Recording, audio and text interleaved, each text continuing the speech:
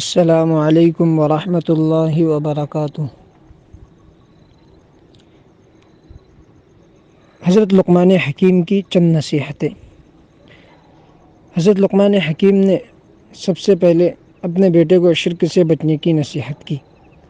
حضرت لقمان نے سب سے پہلے اپنے بیٹے کو شرک سے بچنے کی نصیحت کرتے ہوئے فرمایا، یا بنی لا تشرک باللہ ان الشرک لظلم عظیم، اے میرے بیٹے اللہ کے ساتھ شرک نہ کرنا، یقیناً شرک بڑا ظلم ہے۔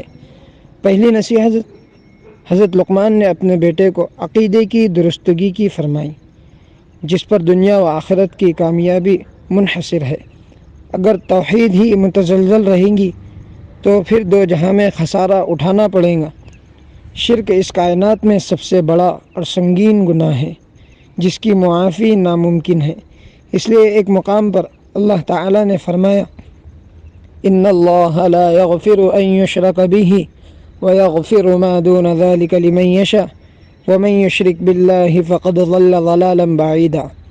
بے شک اللہ تعالی اس بات کو نہ بخشیں گے کہ ان کے ساتھ کسی کو شریک قرار دیا جائے، اور اس کے سوا جتنے گناہ ہیں جس کے لیے منظور ہوں گا وہ گناہ بخش دیں گے، اور جو اللہ کے ساتھ شریک ٹھہراتا ہے وہ بڑی دور کی گمراہی میں جا پڑا۔ لہذا والدین کو چاہیے کہ اپنی اولاد کو سب سے پہلے توحید سمجھائے، ان کے ذہن میں ہر کام کے من جانب اللہ ہونے کو بٹھائے۔ اللہ رب العزت عمل کی توفیق عطا فرمائے۔ السلام علیکم ورحمۃ اللہ وبرکاتہ۔